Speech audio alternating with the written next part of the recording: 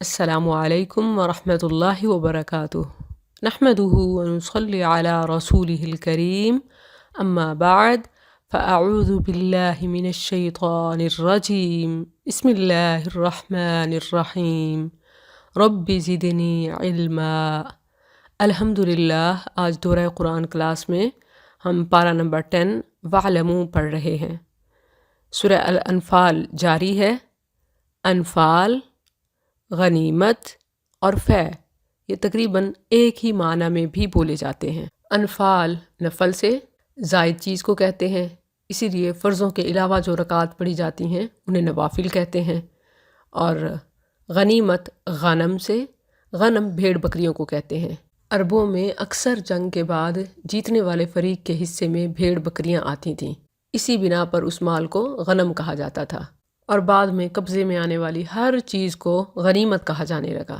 فے بھی اسی کو کہتے ہیں، البتہ غنیمت وہ مال جو کفار سے جنگ کی صورت میں حاصل ہو، اور فے وہ مال جو بغیر جنگ کے حاصل ہو، جیسے کفار خود ہی ہتھیار پھینک دیں، یا صلح کی صورت میں ان سے جزیہ وصول ہو، یا زمین کا خراج ہو، تو یہ سب چیزیں فے میں آتی ہیں۔ سورت کے شروع میں انفال کو اللہ اور اس کے رسول کی ملکیت قرار دیا گیا تھا، یعنی وہ جیسے چاہیں فیصلہ کریں۔ اب فیصلہ بتایا جا رہا ہے کہ اس کی تقسیم کیسے ہونی چاہیے۔ وَاعْلَمُوا، اور جان لو، اَنَّمَا غَنِمْتُمْ، کہ بے شک تم جو کچھ بھی غنیمت حاصل کرو تو بے شک اس کا 5واں حصہ اللہ کے لیے اور رسول کے لیے اور قرابت دار اور یتیموں اور مسکینوں اور مسافر کے لیے ہے، اگر تم اللہ اور اس چیز پر ایمان لائے ہو جو ہم نے اپنے بندے پر فیصلے کے دن نازل کی، جس دن 2 جماعتیں مقابل ہوئیں، اور اللہ ہر چیز پر پوری قدرت رکھنے والا ہے۔ یعنی کل غنیمت کے 5 حصے کیے جائیں گے، 4 حصے ان لوگوں کو ملیں گے جنہوں نے جنگ میں شرکت کی، ان میں بھی پیدل کو 1 حصہ اور سوار کو 3 حصے ملیں گے، ایک اس کا اپنا حصہ اور 2 حصے گھوڑے کے یعنی سواری کے، اور خمس یعنی 5واں حصہ ان اغراض کے لیے الگ کر لیا جائے گا جن کا آیت میں ذکر آیا ہے۔ یعنی خمس کے بھی 5 مصرف ہیں۔ ایک حصہ رسول اللہ صلی اللہ علیہ وسلم اپنی اور اپنی بیویوں کی ضروریات کے بعد عام مسلمانوں کی مصلحت میں خرچ کرتے تھے، مثلا مجاہدین کے لیے اسلحہ اور سواریاں وغیرہ۔ اسی طرح خمس میں سے ہی رسول اللہ صلی اللہ علیہ وسلم کے قرابت داروں کو بھی دیا جاتا۔ آپ کے جد اعلیٰ عبد مناف کی اولاد 4 قبیلے تھے، بنو ہاشم، بنو مطلب، بنو عبد شمس، بنو نوفل۔ آپ صلی اللہ علیہ وسلم بنو ہاشم سے تھے، آپ نے ذوی القربہ میں بنو ہاشم اور بنو مطلب کو دیا۔ پوچھنے پر بتایا کہ بنو عبد شمس اور بنو نوفل کو اس لیے نہیں دیا کیونکہ یہ دونوں قبیلے اسلام کے مخالف تھے، اور بنو مطلب کو اس لیے دیا کہ وہ اسلام لانے سے پہلے بھی حمایتی تھے۔ اسی طرح خمس میں یتامہ کے لیے، یعنی وہ نابالغ بچے جن کے باپ فوت ہو چکے ہوں، مساکین وہ ضرورت مند جن کی آمدنی ضرورت سے کم ہو، ابن السبیل مسافر راہگیر۔ معلوم ہوتا ہے کہ خمس یعنی 5ویں حصے کو بھی 5 حصوں میں تقسیم کیا جاتا، تو دیکھیے کہ رسول اللہ صلی اللہ علیہ وسلم کے حصے میں کتنا آتا، اور اسے بھی آپ اللہ کی راہ میں ہی لوٹا دیتے۔ نسائی کی حدیث سے بھی یہی معلوم ہوتا ہے۔ عبداللہ بن عمر رضی اللہ عنہما بیان کرتے ہیں کہ رسول اللہ صلی اللہ علیہ وسلم نے ایک اونٹ کی کوہان سے 2 انگلیوں میں تھوڑی سی پشم پکڑی، پھر فرمایا میرے لیے فے یعنی غنیمت میں سے کچھ نہیں، حتیٰ کہ یہ پشم بھی نہیں، مگر 5واں حصہ، اور وہ 5واں حصہ بھی تم ہی میں لوٹایا جائے گا۔ یہی وجہ ہے کہ فاطمہ رضی اللہ عنہا نے جب آپ سے ایک کنیز لینے کی درخواست کی تو آپ نے فرمایا کہ ابھی مستحق باقی ہیں، اسی لیے میں آپ کو کنیز دینے کے بجائے وظیفہ بتاتا ہوں۔ آپ 33 مرتبہ سبحان اللہ، 33 مرتبہ الحمدللہ اور 34 مرتبہ اللہ اکبر رات سونے سے پہلے پڑھا کرو۔ اسی طرح پارے کی پہلی آیت میں ہی عبدنا کا لفظ آیا ہے، ہمارا بندہ۔ اللہ تعالیٰ نے رسول اللہ صلی اللہ علیہ وسلم کو اپنا بندہ کہہ کر خاص اعزاز بخشا۔ رسول اللہ صلی اللہ علیہ وسلم کو اپنا یہ اعزاز بہت عزیز تھا۔ آپ بھی اگر مسنون دعائیں دیکھیں تو آپ کو لفظ عبد خاص طور پر نظر آئے گا۔ آپ کی مشہور دعا ہے اللہم انی عبدک وابن عبدک وابن امتک ناصیتی بیدک۔ مکمل دعا آپ سب کو آتی ہوگی۔ رسول اللہ صلی اللہ علیہ وسلم خود کو اللہ کا بندہ کہلوانا ہی پسند کرتے تھے، خود اپنی زبان سے اسی بات کا اعتراف کرتے تھے، مگر امتیوں کو یہ بات سمجھ نہیں آتی، اور وہ آپ کو عبد بشر سے بڑھا کر نور اور نور من نور اللہ جا کہتے ہیں، کتنی زیادتی ہے۔ اور پھر بندے کی عاجزی میں ہی اس کی عظمت ہے، بلندی ہے۔ ہمارے لیے بھی یہی سبق ہے کہ ہم اپنے رب سے مانگیں تو اس انداز سے کہ اللہ ہم تیرے بندے، تیرے سوا کہاں جائیں، اللہم انی عبدک، تیرے بندے، تو اس میں بہت ہی اپنائیت ہے۔ اور رسول اللہ صلی اللہ علیہ وسلم کے لیے عبد کا لفظ سورہ بقرہ میں بھی آپ پڑھ چکی ہیں، وَإِن كُنتُمْ فِي رَيْبٍ مِّمَّا نَزَّلْنَا عَلَىٰ عَبْدِنَا، اور اسی طرح سورہ بنی اسرائیل کی پہلی آیت سبحان الذی اسریٰ بعبدہ، تو آپ صلی اللہ علیہ وسلم کے لیے اس میں بڑا اعزاز ہے کہ خود رب تعالیٰ نے آپ کو اپنا عبد کہہ کر پکارا۔ قرآن کریم کے حوالے سے ایک عام اصول آپ ذہن میں رکھ لیں، اکثر و بیشتر آیات اگرچہ ایک خاص پس منظر میں آ رہی ہوتی ہیں، مگر لفظوں میں عموم یہ قرآن کی خوبصورتی ہے کہ وہ تمام انسانوں کے لیے بھی ایک پیغام رکھتا ہے۔ اور دیکھیے کہ یہ صرف قرآن کا اعجاز ہے کہ بیک وقت ایٹ اے ٹائم، ماضی کے لیے بھی، حال کے لیے بھی اور فیوچر کے لیے بھی لیسن دیتا ہے۔ تو آپ آیات پڑھتے ہوئے اسے اپنی زندگی میں اپنی چیزوں کے ساتھ ضرور ریلیٹ کیا کریں۔ اذ انتم بالعدوۃ الدنیا، اب یہ صورت غزوہ بدر کے خاص پس منظر میں بھی ہے۔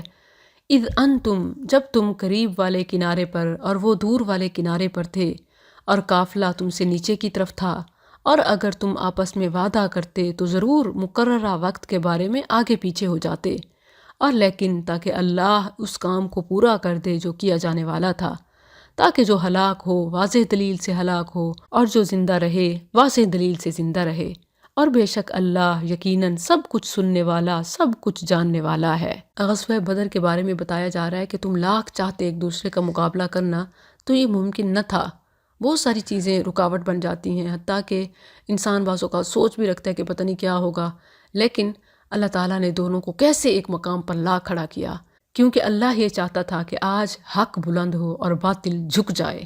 اذ یریکہم اللہ فی منامک، جب اللہ تجھے تیرے خواب میں دکھا رہا تھا کہ وہ تھوڑے ہیں، اور اگر وہ تجھے دکھاتا کہ وہ بہت ہیں تو تم ضرور ہمت ہار جاتے اور ضرور اس معاملے میں آپس میں جھگڑ پڑتے، اور لیکن اللہ نے سلامت رکھا، بے شک وہ سینوں والی بات کو خوب جاننے والا ہے۔ میدان بدر میں پہنچنے سے پہلے اللہ تعالیٰ نے رسول اللہ صلی اللہ علیہ وسلم کو ایک خواب دکھایا کہ جس میں کافروں کی تعداد بہت تھوڑی دکھائی گئی۔ آپ صلی اللہ علیہ وسلم نے جب صحابہ کو یہ خواب سنایا تو ان کا مورال بہت بلند ہوا اور وہ پرجوش ہو کر آگے بڑھے، یہی مقصود تھا۔ اذ یریکموہم، اور جب وہ تمہیں، جس وقت تم مقابل ہوئے، انہیں تمہاری آنکھوں میں تھوڑے دکھاتا تھا اور تمہیں ان کی آنکھوں میں بہت کم کرتا تھا، تاکہ اللہ اس کام کو پورا کر دے جو کیا جانے والا تھا، اور سب معاملات اللہ ہی کی طرف لوٹائے جاتے ہیں۔ اچھا، مسلمانوں کو تھوڑا دکھایا تو ان کے جوش جذبے بلند ہوئے، اور کفار کو بھی مسلمانوں کی تعداد تھوڑی دکھائی تاکہ کہیں وہ پیچھے نہ ہٹیں اور یہ جنگ ضرور ہو اور وہ غلط فہمی میں ہی مارے جائیں۔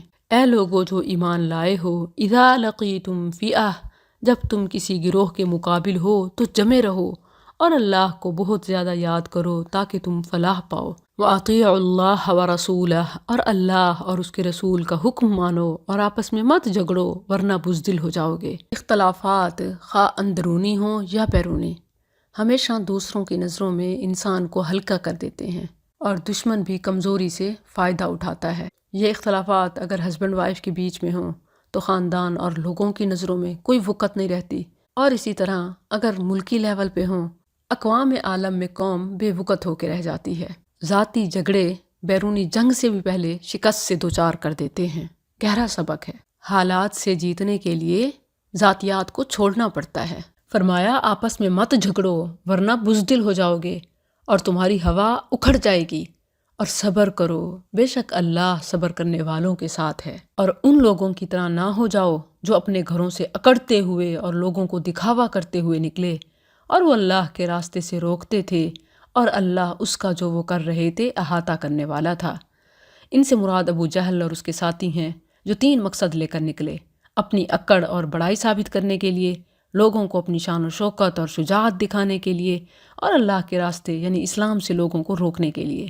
کعب بن مالک رضی اللہ عنہ نے ان کے بارے میں کیا خوب کہا تھا کہ جاءت سخینۃ کی تغالب ربہا ولیغلبن مغالب الغلاب، سخینہ یعنی قریش اپنے رب سے مقابلے کے لیے آئے، اور اس زبردست غالب کا مقابلہ کرنے والا یقیناً ہر صورت مغلوب ہوگا۔ وَإِذْ زَيَّنَ لَهُمُ الشَّيْطَانُ، اور جب شیطان نے ان کے لیے ان کے اعمال خوشنما بنا دیے اور کہا آج تم پر لوگوں میں کوئی غالب آنے والا نہیں، اور یقیناً میں تمہارا حمایتی ہوں۔ پھر جب دونوں جماعتوں نے ایک دوسرے کو دیکھا تو وہ اپنی ایڑیوں پر واپس پلٹا، اور اس نے کہا بے شک میں تم سے بری ہوں، بے شک میں وہ کچھ دیکھ رہا ہوں جو تم نہیں دیکھ رہے، بے شک میں اللہ سے ڈرتا ہوں اور اللہ بہت سخت عذاب والا ہے۔ قریش جب مسلمانوں پر حملہ کے لیے بدر کی طرف آئے تو انہیں اپنے پیچھے سے خطرہ تھا کہ جو ان کا دشمن قبیلہ ہے کنانا، وہ ان پر حملہ نہ کرتے۔ تو شیطان قریش کے پاس ان کے مخالف قبیلے کے سردار کی شکل میں آیا اور کہنے لگا بے فکر ہو جاؤ، میں تمہارے ساتھ ہوں، بلکہ اپنے لشکر کو بھی، قوم کو بھی تمہارے پاس لے آؤں گا اور ہم مل کر لڑیں گے۔ مگر جب بدر میں مسلمانوں کے ساتھ جبریل علیہ السلام اور فرشتوں کو دیکھا تو الٹے پاؤں یہ الفاظ کہتا ہوا بھاگ گیا کہ انی بری منکم انی ارا ما لا ترون انی اخاف اللہ، کہ میرا کوئی واسطہ نہیں ہے، میں تو وہ دیکھ رہا ہوں جو تم نہیں دیکھ رہے، یعنی فرشتے، اور انی اخاف اللہ۔ اچھا، یہاں اس نے کہ میں اللہ سے ڈرتا ہوں اس لیے نہیں کہا کہ وہ کوئی معافی مانگنا چاہتا تھا، بلکہ اس نے تو قیامت تک کے لیے مہلت لی ہوئی تھی اور اس نے قسم کھائی تھی کہ میں بنی نوع آدم کو گمراہ ہی کروں گا۔ جس ڈر کا یہاں ذکر ہے وہ فرشتوں کو دیکھ کر ڈر ہوا، اسے لگا کہ شاید میری مہلت ختم ہو چکی ہے۔ اذ یقول المنافقون، جب منافقین اور وہ لوگ جن کے دلوں میں ایک بیماری تھی کہہ رہے تھے ان لوگوں کو ان کے دین نے دھوکہ دیا ہے، اور جو اللہ پر بھروسہ کرے تو بے شک اللہ سب پر غالب کمال حکمت والا ہے۔ وَلَوْ تَرَا، اور کاش تو دیکھے جب فرشتے ان لوگوں کی جان قبض کرتے ہیں جنہوں نے کفر کیا، ان کے چہروں اور پشتوں پر مارتے ہیں، اور جلنے کا عذاب چکھو،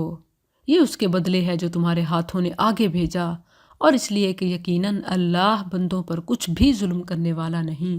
ان کا حال فرعون کی آل اور ان لوگوں کے حال کی طرح ہوا جو ان سے پہلے تھے۔ انہوں نے اللہ کی آیات کا انکار کیا تو اللہ نے انہیں ان کے گناہوں کی وجہ سے پکڑ لیا۔ بے شک اللہ بہت قوت والا، بہت سخت عذاب والا ہے۔ یہ اس لیے کہ بے شک اللہ کبھی وہ نعمت بدلنے والا نہیں جو اس نے کسی قوم پر کی ہو، یہاں تک کہ وہ بدل دیں جو ان کے دلوں میں ہے، اور اس لیے کہ بے شک اللہ سب کچھ سننے والا، سب کچھ جاننے والا ہے۔ اس میں مسلمانوں کی تنزلی کی، ذلت اور غلامی کی واضح وجہ معلوم ہو رہی ہے کہ جب وہ اللہ کی کتاب کو اور سنت کو چھوڑ دیں گے تو دنیا میں بھی ذلیل و خوار ہو کے رہ جائیں گے، کہ جب وہ اپنے اندر سے کھوٹے ہوتے ہیں تو اللہ بھی نعمت چھین لیتا ہے۔ کدأب آل فرعون، ان کا حال فرعون کی آل اور ان لوگوں کے حال کی طرح ہوا جو ان سے پہلے تھے۔ انہوں نے اپنے رب کی آیات کو جھٹلایا تو ہم نے انہیں ان کے گناہوں کی وجہ سے ہلاک کر دیا، اور ہم نے فرعون کی آل کو غرق کیا اور وہ سب ظالم تھے۔ بے شک سب جانوروں سے برے اللہ کے نزدیک وہ لوگ ہیں جنہوں نے کفر کیا، سو وہ ایمان نہیں لاتے۔ وہ جن سے تو نے عہد باندھا پھر وہ اپنا عہد ہر بار توڑ دیتے ہیں اور وہ نہیں ڈرتے۔ ان سے مراد خاص طور پر مدینہ کے یہودی ہیں جن سے مدینہ منورہ پہنچ کر نبی صلی اللہ علیہ وسلم نے اچھے ہمسایوں کی طرح رہنے اور باہمی تعاون کا معاہدہ کیا تھا، لیکن اسلام کی بڑھتی ہوئی قوت انہیں ایک نظر نہ باتی تھی۔ کبھی وہ اوس و خزرج کے درمیان جاہلی عصبیت ابھار کر انہیں آپس میں لڑانے کی کوشش کرتے، اور کبھی اسلام کے دشمنوں کی ہتھیاروں سے مدد کر کے معاہدے کی بار بار خلاف ورزی کرتے، اور جب ان سے کہا جاتا تو کہہ دیتے کہ ہمیں معاہدہ یاد نہیں تھا، لیکن پھر جو ہی موقع ملتا دوبارہ ایسے کرتے۔ تو اللہ نے فرمایا کہ یہ اللہ کے نزدیک بدترین جانور ہیں۔ اما تثقفنہم، پس اگر کبھی تو انہیں لڑائی میں پا ہی لے تو ان پر کاری ضرب کے ساتھ ان لوگوں کو بھگا دے جو ان کے پیچھے ہیں، تاکہ وہ نصیحت پکڑیں۔ یعنی اگر کبھی لڑائی میں آپ انہیں کہیں پا لیں تو انہیں بد عہدی کی ایسی سخت سزا دیں کہ جو ان کے پیچھے دوسرے ایسے کفار ہیں جن سے تمہارا معاہدہ ہے وہ بھی مرعوب اور خوف زدہ ہو جائیں، اور انہیں ایسی عبرت حاصل ہو کہ معاہدے کی خلاف ورزی کا نام بھی نہ لیں۔ اس کے بعد رسول اللہ صلی اللہ علیہ وسلم نے یہود کے تمام قبائل کے خلاف سخت ایکشن لیا، کچھ کو جلا وطن کیا، کچھ کو قتل کیا، اور ان کی عورتوں اور بچوں کو غلام بنایا۔ افسوس کہ اس وقت کفار، بھارت ہو یا امریکہ اور یورپ، کوئی بھی مسلمانوں سے کیے ہوئے عہد کو پورا نہیں کر رہے، مگر مسلمان اپنی نااہلی اور عیش و عشرت کی وجہ سے غیرت و حمیت کے اظہار کے بجائے ذلت اور بے بسی پر قناعت کر رہے ہیں۔ وَإِمَّا تَخَافَنَّ، اور اگر کبھی تو کسی قوم کی جانب سے کسی خیانت سے فی الواقع ڈرے تو ان کا عہد ان کی طرف مساوی طور پر پھینک دے، یعنی اگر صرف خوف ہو کہ مدت ختم ہو رہی ہے یا وہ اپنا وعدہ توڑ دیں گے تو پھر انہیں بتا دیں کہ کبھی بھی جنگ ہو سکتی ہے، مگر بے خبری میں حملہ مت کریں صرف خوف کی بنا پر۔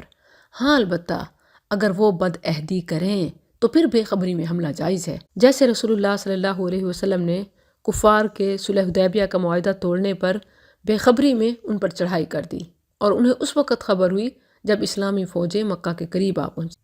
وَلَا يَحْسَبَنَّ، اور وہ لوگ جنہوں نے کفر کیا ہرگز گمان نہ کریں کہ وہ بچ کر نکل گئے، یعنی مہلت کو یقینی نہ سمجھیں۔ اِنَّهُمْ لَا يُعْجِزُونَ، بے شک وہ عاجز نہیں کریں گے۔ وَأَعِدُّوا، اور ان کے لیے جتنی کر سکو قوت کی صورت میں اور تیار بندھے گھوڑوں کی صورت میں، جس کے ساتھ تم اللہ کے دشمن کو اور اپنے دشمن کو ڈراؤ گے، اور ان کے علاوہ کچھ دوسروں کو بھی جنہیں تم نہیں جانتے، اللہ انہیں جانتا ہے۔ اور تم جو چیز بھی اللہ کے راستے میں خرچ کرو گے وہ تمہاری طرف پوری لوٹائی جائے گی اور تم پر ظلم نہیں کیا جائے گا۔ اور اگر وہ صلح کی طرف مائل ہوں تو بھی اس کی طرف مائل ہو جا، اور اللہ پر بھروسہ کر، بے شک وہی سب کچھ سننے والا سب کچھ جاننے والا ہے۔ یہ فرمان بہت جامع ہے، بیرونی جنگیں ہوں یا گھریلو جھگڑے، صلح ہر حال میں بہتر ہوتی ہے۔ فَالصُّلْحُ خَيْرٌ وَإِن يُرِيدُوا، اور اگر وہ ارادہ کریں کہ تجھے دھوکہ دیں تو بے شک تجھے اللہ ہی کافی ہے۔ یہ کتنا خوبصورت پیغام ہے، کیونکہ ہمیشہ یہی خوف ہی صلح میں رکاوٹ ہوتا ہے۔ تو فرمایا کہ اگر کوئی نیک نیتی سے صلح میں پیش قدمی کرتا ہے تو اللہ ہی اس کا حامی و ناصر ہے۔ هُوَ الَّذِي أَيَّدَكَ، وہی ہے جس نے تجھے اپنی مدد کے ساتھ اور مومنوں کے ساتھ قوت بخشی اور ان کے دلوں کے درمیان الفت ڈال دی، بے شک وہ سب پر غالب کمال حکمت والا ہے۔ اب دیکھیے تو الفت کون ڈالتا ہے؟ اللہ، دل اسی کے ہاتھ میں ہے، وہی جہاں چاہتا ہے جیسے چاہتا ہے پھیرتا ہے۔ مگر یہاں کتنے ہی جھوٹے عامل باوے ہیں جو یہ دعویٰ کرتے ہیں کہ فلاں عمل، فلاں وظیفہ، فلاں تعویذ، فلاں منتر اور خاوند آپ کی مٹھی میں، محبوب قدموں میں۔ تو یہ سب جھوٹے طریقے ہیں۔ رسول اللہ صلی اللہ علیہ وسلم دعا مانگا کرتے تھے اپنے رب سے، اللہم الف بین قلوبنا واصلح ذات بیننا، اللہ ہماری اصلاح فرما اور ہمارے دلوں کو جوڑ دے۔ انہ عزیز حکیم، بے شک وہی سب پر غالب کمال حکمت والا ہے۔ یا ایہا النبی، اے نبی تجھے اللہ کافی ہے اور مومنوں کو بھی جو تیرے پیچھے چلے ہیں۔ اے نبی، ایمان والوں کو لڑائی پر ابھار، اگر تم میں سے 20 صبر کرنے والے ہوں تو وہ 200 پر غالب آئیں گے۔ قرآن کریم کا یہ نکتہ دنیا کو ہلا دینے والا ہے۔ آج جدید سائنس سے یہ بات پتہ چلی ہے، ہیومن ریسورس مینجمنٹ دعویٰ کرتی ہے کہ جس آرگنائزیشن کے صرف 20% کام کرنے والے ہوں تو وہ کام 80% ٹھیک ہو جاتا ہے، اور اس وقت جب کیلکولیشن کا اور تحقیقات کا کوئی نام و نشان نہیں تھا، اللہ تعالیٰ نے بتایا کہ اگر صرف 20 پیشنیٹڈ ڈیڈیکیٹڈ ہوں تو جنگ جیتی جا سکتی ہے، وہ غالب آئیں گے۔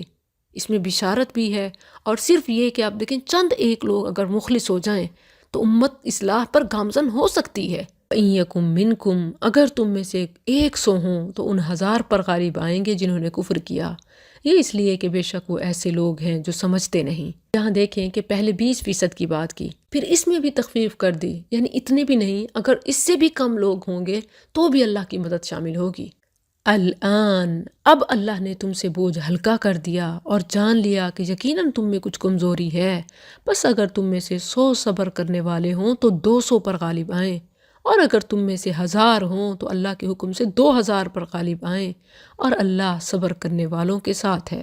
اب فرمایا کہ اگر 1000 کے مقابلے میں صرف 100 بھی ہوں تو اللہ کی مدد پھر بھی ساتھ ہے، ہر ایک سے نصرت کا وعدہ ہے۔ ما کان لنبی، کبھی کسی نبی کے لائق نہیں کہ اس کے ہاں قیدی ہوں، یہاں تک کہ وہ زمین میں خوب خون بہا لے۔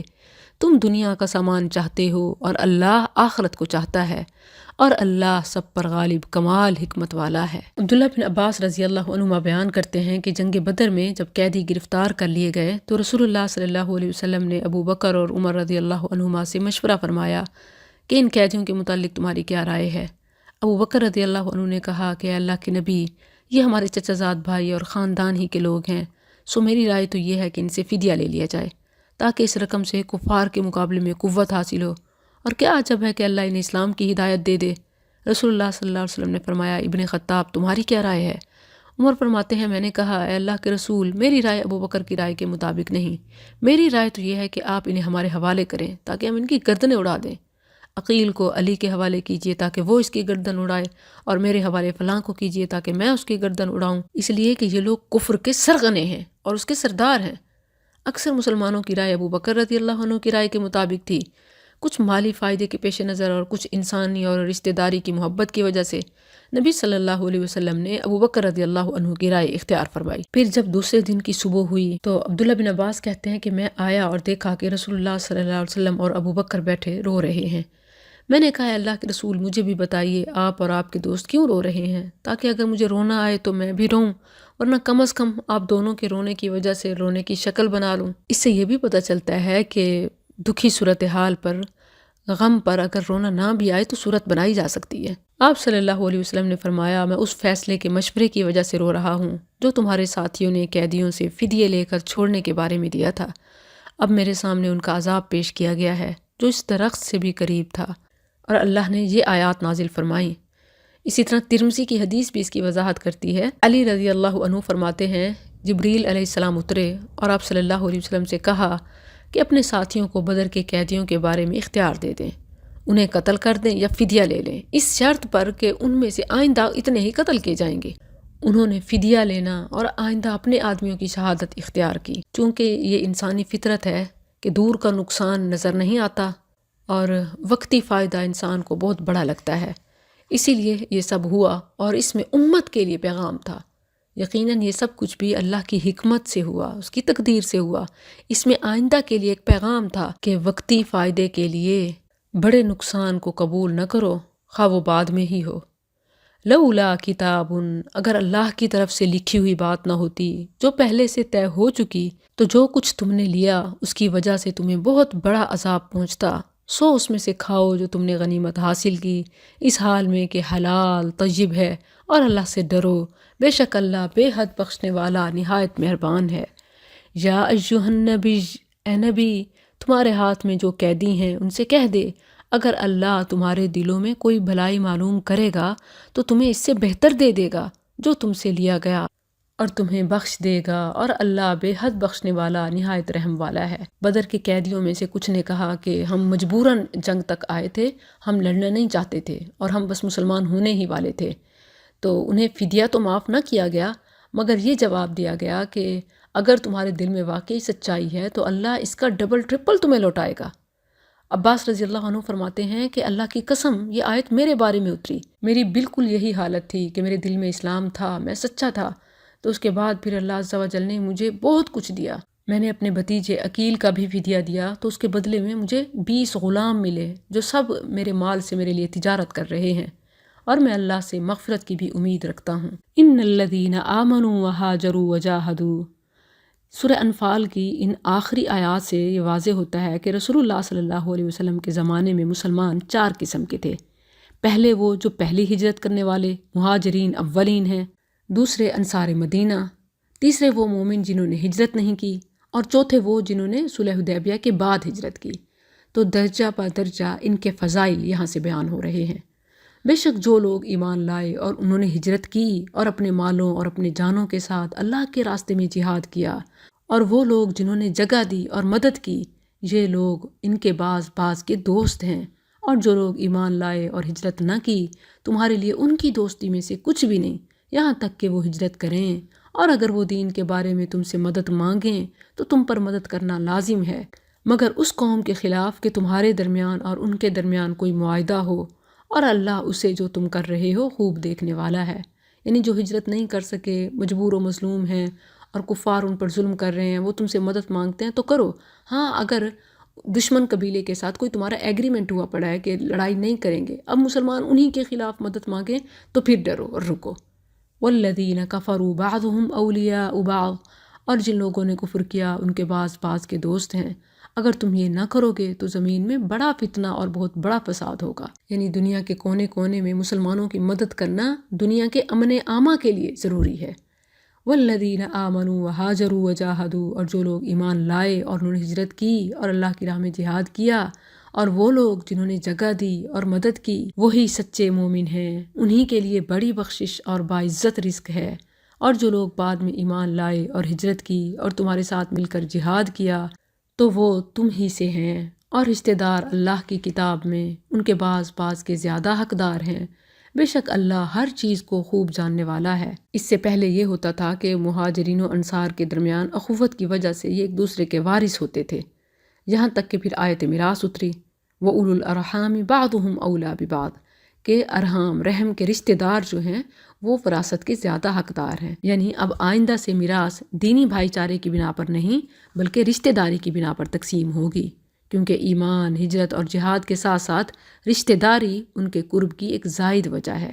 اس سے وہ طریقہ منسوخ ہو گیا جس میں مہاجرین و انصار ایک دوسرے کے وارث بنتے تھے۔ ان اللہ بکل شیء علیم، وہی جانتا ہے کہ کس کا حق پہلے اور کس کا بعد میں ہے، لہٰذا اس کے تمام احکام سراسر علم و حکمت پر مبنی ہیں۔ سو دل کی نہ سنو اور اس کی سنو، کیونکہ دل تو غلط بھی سناتا ہے، اور اللہ کا حکم حکمت بھرا ہے۔ اس خوبصورت پیغام کے ساتھ سورہ الانفال مکمل ہوئی۔ اب سورہ التوبہ ہے، یہ مدنی صورت ہے جو فتح مکہ کے بعد 9 ہجری میں نازل ہوئی۔ یہ واحد صورت ہے جس کے شروع میں بسم اللہ نہیں ہے۔ اہل علم نے اس کی متعدد وجوہات بیان کی ہیں۔ ایک وجہ یہ بھی ہے کہ سورہ الانفال اور سورہ التوبہ ان کے مضامین ملتے جلتے ہیں، اسی لیے درمیان میں بسم اللہ نہیں لکھی گئی۔ یہ 7 طوال 7 لمبی صورتوں میں سے 7ویں صورت ہے جو سورہ بقرہ سے شروع ہوتی ہیں اور سورہ التوبہ کے ساتھ مکمل ہوتی ہیں۔ ان 7 طوال کے بارے میں مسند احمد میں رسول اللہ صلی اللہ علیہ وسلم کا فرمان ہے، جس نے قرآن مجید کی یہ پہلی 7 صورتیں حاصل کر لیں فَهُوَ حَبْرٌ، وہ بہت بڑا عالم بن گیا۔ اس کے کئی نام ہیں جن میں سے ایک توبہ اور دوسرا برات ہے۔ توبہ اس اعتبار سے کہ اس میں ایک مقام پر بعض اہل ایمان کی توبہ قبول ہونے کا ذکر ہے، اور برات اس لحاظ سے کہ اس کے شروع میں مشرکین سے برات کا اعلان ہے، اور ایک وجہ یہ بھی بتائی جاتی ہے چونکہ اظہار برات ہے مشرکین سے، تو پھر الرحمن الرحیم رحم کی کوئی صورت ان کے لیے نہیں ہے۔ براءۃ من اللہ ورسولہ، اللہ اور اس کے رسول کی جانب سے ان مشرکوں کی طرف بری ذمہ ہونے کا اعلان ہے جن سے تم نے معاہدہ کیا تھا۔ اللہ تعالیٰ نے اس آیت میں ان تمام معاہدوں کی تنسیخ کا اعلان فرمایا ہے جو مسلمانوں نے مشرکوں سے کیے تھے۔ منسوخ کرنے کی وجہ یہ تھی کہ مشرکین ان عہد ناموں کو بار بار توڑ دیتے تھے اور ان کی شرائط کو پورا نہیں کرتے تھے۔ خصوصاً جب آپ صلی اللہ علیہ وسلم فتح مکہ کے بعد تبوک گئے تو کفار نے سمجھا کہ مسلمان رومیوں کی طاقت کے مقابلے میں فنا ہو جائیں گے، اسی لیے انہوں نے رسول اللہ صلی اللہ علیہ وسلم اور مسلمانوں سے کیے ہوئے کسی عہد کا لحاظ نہ رکھا، حتیٰ کہ رشتہ داری کا لحاظ بھی نہ کیا۔ فَسِیحُوا فِی الْأَرْضِ، تو اس سرزمین میں 4 ماہ چلو پھرو اور جان لو کہ بے شک تم اللہ کو عاجز کرنے والے نہیں، اور یہ کہ یقیناً اللہ کافروں کو رسوا کرنے والا ہے۔ یہ اللہ کا کرم تھا کہ مشرکین کو 4 ماہ کی مہلت دے دی گئی، جس کی ابتدا 10 ذی الحجہ یوم النحر سے ہوئی، کیونکہ اس دن یہ اعلان کیا گیا، اور 10 ربیع الثانی کو یہ مدت ختم ہو گئی۔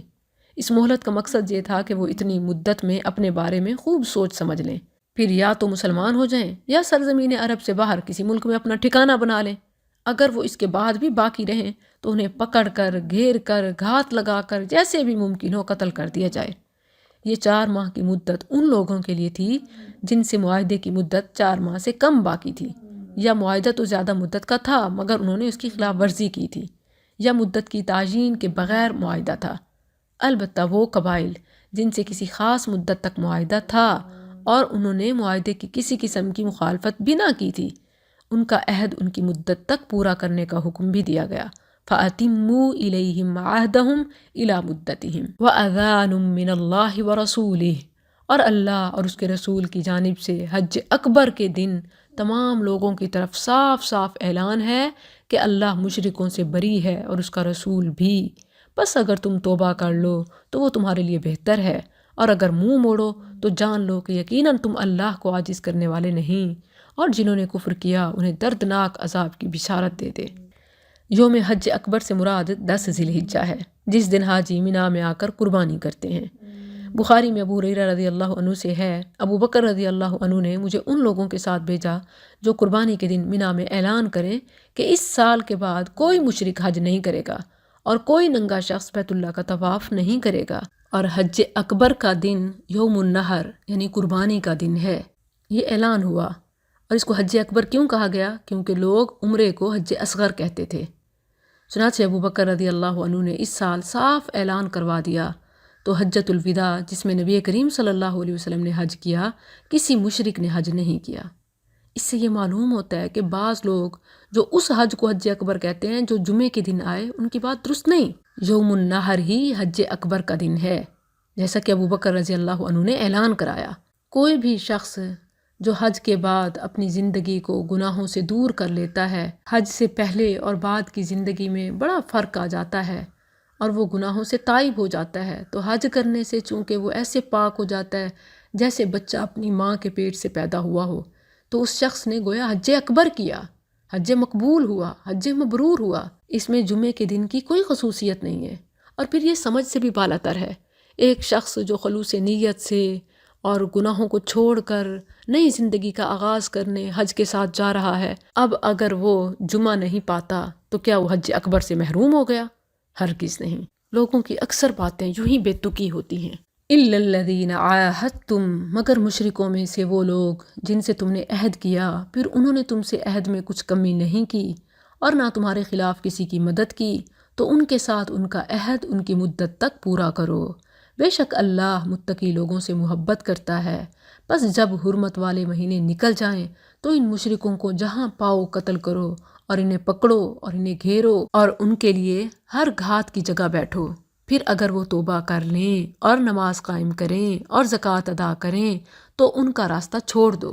بے شک اللہ بے حد بخشنے والا نہایت رحم والا ہے۔ اس آیت میں امن و امان کی چابی اور ظاہری مسلمانی کی نشانی ایمان لانا، کفر سے توبہ کرنا اور نماز اور زکوٰۃ ہے۔ یہی وہ حکم ہے جس کی بنا پر ابو بکر رضی اللہ عنہ نے زکوٰۃ کے منکرین سے جنگ کی اور فرمایا کہ میں اس شخص سے ضرور لڑوں گا جو نماز اور زکوٰۃ میں فرق کرے، کیونکہ اللہ نے فرمایا فَإِن تَابُوا وَأَقَامُوا الصَّلَاةَ وَآتَوُا الزَّكَاةَ فَخَلُّوا سَبِيلَهُمْ۔ اب ان کو راستہ نہیں دیا جا سکتا، ان کو امن سے نہیں رہنے دیا جا سکتا، بلکہ جنگ ہوگی۔ جو توبہ تو کریں، یعنی مسلمان تو ہو گئے، نماز تو پڑھیں مگر زکوٰۃ نہیں دیتے۔ وَإِنْ أَحَدٌ مِّنَ الْمُشْرِكِينَ، اور اگر مشرکوں میں سے کوئی تجھ سے پناہ مانگے تو اسے پناہ دے دے، یہاں تک کہ وہ اللہ کا کلام سنے، پھر اسے اس کی امن کی جگہ پر پہنچا دے، یہ اس لیے کہ بے شک وہ ایسے لوگ ہیں جو علم نہیں رکھتے۔ اس سے معلوم ہوتا ہے کہ مشرک اگر پناہ مانگے تو پناہ دیں، مقصد دعوت دین، قرآن سنانا اور اسلام کا تعارف کرانا ہے۔ پھر اگر وہ مسلمان نہ ہوں تو انہیں جلدی رخصت کر دیں، یہ نہ ہو کہ وہ اپنے اڈے بنا کر جاسوسی کریں اور مسلمانوں کو نقصان پہنچائیں۔ فتح مکہ کے موقع پر ہانی نے ایک مشرک کو پناہ دی تو نبی صلی اللہ علیہ وسلم نے فرمایا جسے تم نے پناہ دی اسے ہم نے پناہ دی۔ کیف یکون للمشرکین، ان مشرکوں کا اللہ کے نزدیک اور اس کے رسول کے نزدیک کوئی عہد کیسے ممکن ہے سوائے ان لوگوں کے جن سے تم نے مسجد حرام کے پاس معاہدہ کیا، سو جب تک وہ تمہارے لیے پوری طرح قائم رہیں تو تم ان کے لیے پوری طرح قائم رہو، بے شک اللہ متقی لوگوں سے محبت کرتا ہے۔ کیسے ممکن ہے جبکہ وہ اگر تم پر غالب آ جائیں تو تمہارے بارے میں نہ کسی قرابت کا لحاظ کریں گے اور نہ کسی عہد کا، تمہیں اپنے منہوں سے خوش کرتے ہیں، یعنی جیسے ان کی باتیں ہیں، اور ان کے دل نہیں مانتے اور ان کے اکثر نافرمان ہیں۔ اشتروا بآیات اللہ، انہوں نے اللہ کی آیات کے بدلے میں تھوڑی سی قیمت لے لی، پھر انہوں نے اس کے راستے سے روکا، بے شک یہ لوگ برا ہے جو کچھ کرتے ہیں۔ وہ کسی مومن کے بارے میں نہ کسی قرابت کا لحاظ کرتے ہیں اور نہ کسی عہد کا، اور یہی لوگ حد سے گزرنے والے ہیں۔ آج بھی تو مسلمان کا خون ہی سستا ہے، باقی تو ہر ایک کا مہنگا ہے، ہر ایک کا بدلہ لیا جاتا ہے، مگر مسلمان کے خون کی کوئی قیمت نہیں۔ حل سورہ التوبہ کا پیغام ہے۔ فَإِن تَابُوا، بس اگر وہ توبہ کر لیں اور نماز قائم کریں اور زکوٰۃ دیں تو دین میں تمہارے بھائی ہیں، اور ہم ان لوگوں کے لیے آیات کھول کر بیان کرتے ہیں جو جانتے ہیں۔ یعنی امت مسلمہ میں شامل ہونے کے لیے ضروری ہے کہ ایمان لائیں، نماز قائم کریں اور زکوٰۃ دیں۔ وَإِن نَكَثُوا، اور اگر وہ اپنے عہد کے بعد اپنی قسمیں توڑ دیں اور تمہارے دین میں طعن کریں، وَطَعَنُوا فِي دِينِكُمْ فَقَاتِلُوا، تو کفر کے سرداروں سے جنگ کرو، بے شک یہ لوگ ان کی کوئی قسمیں نہیں ہیں تاکہ وہ باز آ جائیں۔ یعنی جن لوگوں کی حالت یہ ہو کہ وہ نہ صرف تم سے معاہدہ کر کے اسے توڑتے ہوں بلکہ تمہارے دین کا مذاق اڑاتے ہوں، کبھی رسول اللہ صلی اللہ علیہ وسلم کے گستاخانہ خاکے اور کبھی قرآن کا جلانا، اور اسی طرح داڑھی اور حجاب کے عیب نکالنا، تو سمجھ لو کہ یہی ائمۃ الکفر ہیں، ان کی قسموں کا کچھ اعتبار نہیں، وہ جو یونائٹڈ نیشن میں عالمی خطاب کر رہے ہوتے ہیں۔ لہٰذا تم ان لوگوں کو کسی قسم کا موقع دیے بغیر ان سے جنگ کرو تاکہ تمہاری تلواروں کی کاٹ سے وہ اپنے کرتوتوں سے باز آ جائیں۔ اس سے معلوم ہوتا ہے کہ دین اسلام پر تان کرنے والا، رسول اللہ صلی اللہ علیہ وسلم کی اہانت کرنے والا واجب القتل ہے۔ رسول اللہ صلی اللہ علیہ وسلم نے اگرچہ تمام کفار سے جنگ کی، مگر دین میں تان، اسلام اور مسلمانوں کی توہین اور آپ صلی اللہ علیہ وسلم کی توہین کرنے والوں کے قتل کا خاص اہتمام فرمایا۔ کعب بن اشرف یہودی اور ابو رافع یہودی کو فدائی حملوں کے ذریعے سے قتل کروانے کے واقعات اس کی واضح مثالیں ہیں۔ فتح مکہ کے موقع پر بد زبانوں کا قتل عام کیا گیا، یہ بھی بڑی مثال ہے۔ کیا تم ان لوگوں سے نہ لڑو گے جنہوں نے اپنی قسمیں توڑ دیں اور رسول کو نکالنے کا ارادہ کیا اور انہوں نے ہی پہلی بار تم سے ابتدا کی؟ کیا تم ان سے ڈرتے ہو؟ تو اللہ زیادہ حقدار ہے کہ اس سے ڈرو اگر تم مومن ہو۔ یہ بھی جنگ پر ابھارنے کا ایک زبردست طریقہ ہے کہ کسی کو کہا جائے کیا تم دشمن سے ڈرتے ہو؟ غیرت مند یہی کہے گا اور کر کے دکھائے گا کہ نہیں، میں دشمنوں سے نہیں ڈرتا۔ پھر مسلمانوں کی ہمت بندھائی کہ تم تو اللہ پر ایمان رکھنے والے ہو، تو تمہارا تو لازم حق بنتا ہے کہ کفار کے بجائے اللہ سے ڈرو اور ان سے قتال کرو۔ قاتلوہم، ان سے لڑو، اللہ انہیں تمہارے ہاتھوں سے عذاب دے گا اور انہیں رسوا کرے گا اور ان کے خلاف تمہاری مدد کرے گا اور مومن لوگوں کے سینوں کو شفا دے گا، یعنی ٹھنڈ پڑے گی، اور ان کے دلوں کا غصہ دور کرے گا۔ اور اللہ توبہ کی توفیق دیتا ہے جسے چاہتا ہے، اور اللہ سب کچھ جاننے والا کمال حکمت والا ہے۔ ام حسبتم، یا تم نے گمان کر رکھا ہے کہ تم چھوڑ دیے جاؤ گے، حالانکہ ابھی تک اللہ نے ان لوگوں کو نہیں جانا جنہوں نے تم میں سے جہاد کیا، اور نہ اللہ کے اور نہ اس کے رسول کے اور نہ ایمان والوں کے سوا کسی کو رازدار بنایا، اور اللہ اس سے پورا باخبر ہے جو تم کرتے ہو۔ یعنی امتحان ہوں گے تو انعام ملے گا۔ ما کان للمشرکین، مشرکوں کا کبھی حق نہیں کہ وہ اللہ کی مسجدیں آباد کریں اس حال میں کہ وہ اپنے آپ پر کفر کی شہادت دینے والے ہیں۔ یہ وہ ہیں جن کے اعمال ضائع ہو گئے اور وہ آگ ہی میں ہمیشہ رہنے والے ہیں۔ انما یعمر مساجد اللہ، اللہ کی مسجدیں تو وہی آباد کرتا ہے جو اللہ اور آخرت کے دن پر ایمان لایا اور اس نے نماز قائم کی اور زکوٰۃ ادا کی اور اللہ کے سوا کسی سے نہ ڈرا، تو یہ لوگ امید ہے کہ ہدایت پانے والوں سے ہوں گے۔ کیا تم نے حاجیوں کو پانی پلانا اور مسجد حرام کو آباد کرنا اس جیسا بنا دیا جو اللہ اور یوم آخرت پر ایمان لایا اور اس نے اللہ کے راستے میں جہاد کیا؟ یہ اللہ کے ہاں برابر نہیں ہیں، اور اللہ ظالم لوگوں کو ہدایت نہیں دیتا۔ اس آیت کے مخاطب مشرکین اور مسلمان دونوں ہیں، کیونکہ مشرکین کعبہ کی خدمت، تولیت اور حاجیوں کو شربت اور پانی پلانے پر بہت فخر کرتے تھے، اور بعض مسلمان بھی اس کو سب سے اعلیٰ عمل، افضل عمل سمجھتے تھے، حتیٰ کہ آپس میں بحث و مباحثہ بھی کرتے تھے۔ ایک نے کہا کہ اسلام لانے کے بعد حاجیوں کو پانی پلانے کے علاوہ میں کوئی کام نہ کروں تو مجھے کچھ پرواہ نہیں۔ دوسرے نے کہا مسجد حرام کی آباد کاری افضل ہے۔ ایک اور نے کہا جہاد افضل ہے۔ اس پر یہ آیات نازل ہوئیں، الذین آمنوا وہاجروا وجاہدوا، جو لوگ ایمان لائے اور انہوں نے ہجرت کی اور اللہ کے راستے میں اپنے مالوں اور اپنی جانوں کے ساتھ جہاد کیا، وہ اللہ کے ہاں درجے میں بہت بڑے ہیں اور وہی لوگ کامیاب ہیں۔ ان کا رب انہیں اپنی طرف سے بڑی رحمت اور عظیم رضامندی اور ایسے باغوں کی خوشخبری دیتا ہے جن میں ان کے لیے ہمیشہ رہنے والی نعمت ہے، جس میں وہ ہمیشہ رہنے والے ہیں ہمیشہ۔ بے شک اللہ ہی ہے جس کے پاس بہت بڑا اجر ہے۔ آج بھی کچھ لوگ مختلف وظائف اور چیزوں کو افضل سمجھ لیتے ہیں اور جنت کی چابی سمجھ لیتے ہیں، اور باقی جو کچھ بھی کرتے رہیں، تو اس میں ان کے لیے بھی جواب ہے۔ اے لوگو جو ایمان لائے ہو، لا تتخذوا آباءکم واخوانکم اولیاء، اپنے باپوں اور اپنے بھائیوں کو دوست نہ بناؤ اگر وہ ایمان کے مقابلے میں کفر سے محبت رکھیں، اور تم میں سے جو کوئی ان سے محبت رکھے گا سو وہی لوگ ظالم ہیں۔ کہہ دے اگر تمہارے باپ اور تمہارے بیٹے اور تمہارے بھائی اور تمہاری بیویاں اور تمہارا خاندان اور وہ اموال جو تم نے کمائے ہیں اور وہ تجارت جس کے مندہ پڑنے سے تم ڈرتے ہو اور رہنے کے مکانات جنہیں تم پسند کرتے ہو، تمہیں اللہ اور اس کے رسول اور اس کی راہ میں جہاد کرنے سے زیادہ محبوب ہیں، تو انتظار کرو یہاں تک کہ اللہ اپنا حکم لے آئے، اور اللہ نافرمان لوگوں کو ہدایت نہیں دیتا۔ بلا شبہ یقیناً اللہ نے بہت سی جگہوں میں تمہاری مدد فرمائی، اور حنین کے دن بھی جب تمہاری کثرت نے تمہیں خود پسند بنا دیا، پھر وہ تمہارے کچھ کام نہ آئی اور تم پر زمین تنگ ہو گئی، باوجود اس کے کہ وہ فراخ تھی، پھر تم پیٹھ پھیرتے ہوئے لوٹ گئے۔ پھر اللہ نے اپنی سکینت اپنے رسول پر اور ایمان والوں پر نازل فرمائی اور وہ لشکر اتارے جو تم نے نہیں دیکھے، اور ان لوگوں کو سزا دی جنہوں نے کفر کیا، اور یہی کافروں کی جزا ہے۔ حنین میں مسلمانوں کا لشکر تقریباً 12,000 تھا، جبکہ اس کے مقابلے میں دشمن صرف 4,000 کے قریب تھے، جس بنا پر مسلمانوں میں ذرا خود پسندی اور ایک قسم کا غرور سا آ گیا، حتیٰ کہ بعض نے کہا کہ آج ہم قلت تعداد کی وجہ سے مغلوب نہیں ہوں گے۔ یہ کلمہ اللہ کو پسند نہ آیا، جس بنا پر اللہ تعالیٰ نے پہلے انہیں شکست سے دوچار کر کے پھر فتح سے سرفراز فرمایا، تاکہ انہیں معلوم ہو کہ فتح زور بازو سے نہیں، اللہ کی نصرت سے ملتی ہے۔ ثم یتوب اللہ من بعد ذلک علی من یشاء، پھر اس کے بعد اللہ توبہ کی توفیق دے گا جسے چاہے گا، اور اللہ بے حد بخشنے والا نہایت رحم والا ہے۔ اے لوگو جو ایمان لائے ہو، بات یہی ہے کہ مشرک لوگ ناپاک ہیں، بس وہ اپنے اس سال کے بعد مسجد حرام کے قریب نہ آئیں، اور اگر تم کسی قسم کے فقر سے ڈرتے ہو تو اللہ جلد ہی تمہیں اپنے فضل سے غنی کر دے گا اگر اس نے چاہا، بے شک اللہ سب کچھ جاننے والا کمال حکمت والا ہے۔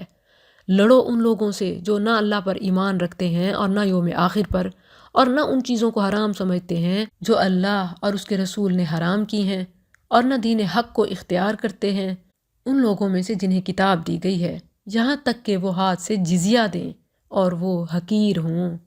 اور یہودیوں نے کہا عزیر اللہ کا بیٹا ہے، اور نصارہ نے کہا مسیح اللہ کا بیٹا ہے۔ یہ ان کا اپنے منہوں کا کہنا ہے، وہ ان لوگوں کی بات کی مشابہت کر رہے ہیں جنہوں نے ان سے پہلے کفر کیا۔ اللہ انہیں مارے کدھر بہکائے جا رہے ہیں۔ انہوں نے اپنے عالموں اور اپنے درویشوں کو اللہ کے سوا رب بنا لیا، اور مسیح ابن مریم کو بھی، حالانکہ انہیں اس کے سوا حکم نہیں دیا گیا تھا کہ ایک معبود کی عبادت کریں، کوئی معبود نہیں مگر وہی، وہ اس سے پاک ہے جو وہ شریک بناتے ہیں۔ وہ چاہتے ہیں کہ اللہ کے نور کو اپنے منہوں سے بجھا دیں، اور اللہ نہیں مانتا مگر یہ کہ اپنے نور کو پورا کرے، خواہ کافر لوگ برا جانیں۔ وہی ہے جس نے اپنا رسول ہدایت اور دین حق دے کر بھیجا تاکہ اسے ہر دین پر غالب کر دے، خواہ مشرک لوگ برا جانیں۔ دین ضرور بلند ہوگا، اسلام کا جھنڈا پوری دنیا میں لہرائے گا۔ یہ پیش گوئی ابھی پوری نہیں ہوئی، پوری ہو کر رہے گی انشاءاللہ۔ اے لوگو جو ایمان لائے ہو، بے شک بہت سے عالم اور درویش یقیناً لوگوں کا مال باطل طریقے سے کھاتے ہیں اور اللہ کے راستے سے روکتے ہیں، اور جو لوگ سونا اور چاندی خزانہ بنا کر رکھتے ہیں اور اسے اللہ کے راستے میں خرچ نہیں کرتے، تو انہیں دردناک عذاب کی خوشخبری دے دے، جس دن اسے جہنم کی آگ میں تپایا جائے گا، پھر اس کے ساتھ ان کی پیشانیوں اور ان کے پہلوؤں اور ان کی پشتوں کو داغا جائے گا۔ یہ ہے وہ جو تم نے اپنے لیے خزانہ بنایا تھا، سو چکھو جو تم خزانہ بنایا کرتے تھے۔ مسلم میں ابو ہریرہ رضی اللہ عنہ سے مروی ہے، رسول اللہ صلی اللہ علیہ وسلم نے فرمایا، کوئی بھی شخص جو سونے چاندی کا مالک ہو اس سے اس کا حق ادا نہ کرے، یعنی زکوٰۃ نہ دے، تو اس کے لیے قیامت کے دن آگ سے اس سونے چاندی کی سلاخیں یا تختے بنائے جائیں گے، پھر جہنم کی آگ میں انہیں خوب گرم کر کے اس کے پہلو، پیشانی اور پیٹھ کو داغا جائے گا۔ جب وہ ٹھنڈے ہو جائیں گے تو انہیں دوبارہ گرم کر لیا جائے گا، ایک ایسے دن میں جس کی مقدار 50,000 سال ہوگی، یہاں تک کہ بندوں کے درمیان فیصلہ کیا جائے تو وہ جنت یا آگ کی طرف اپنا راستہ دیکھ لے گا۔ اسی طرح تمام چیزوں کے بارے میں ہے، یعنی گھوڑوں، اونٹوں، بکریوں اور کسی بھی چیز کی جو زکوٰۃ نہ دے تو اسی چیز کو آگ کا سکہ بنا کر اس سے اس کو داغا جائے گا۔ ان عدت الشہور، بے شک مہینوں کی گنتی اللہ کے نزدیک اللہ کی کتاب میں 12 مہینے ہیں، جس دن اس نے آسمانوں اور زمین کو پیدا کیا، ان میں سے 4 حرمت والے ہیں، یہی سیدھا دین ہے، سو ان میں اپنی جانوں پر ظلم نہ کرو، اور مشرکوں سے ہر حال میں لڑو جیسے وہ ہر حال میں تم سے لڑتے ہیں، اور جان لو کہ بے شک اللہ متقی لوگوں کے ساتھ ہے۔ حقیقت یہی ہے کہ مہینوں کو پیچھے کر دینا کفر میں زیادتی ہے، جس کے ساتھ وہ لوگ گمراہ کیے جاتے ہیں جنہوں نے کفر کیا۔ ایک سال اسے حلال کر لیتے ہیں اور ایک سال اسے حرام کر لیتے ہیں، تاکہ ان کی گنتی پوری کر لیں جو اللہ نے حرام کیے ہیں، پھر جو اللہ نے حرام کیا ہے اسے حلال کر لیں۔ ان کے برے اعمال ان کے لیے خوشنما بنا دیے گئے ہیں، اور اللہ کافر لوگوں کو ہدایت نہیں دیتا۔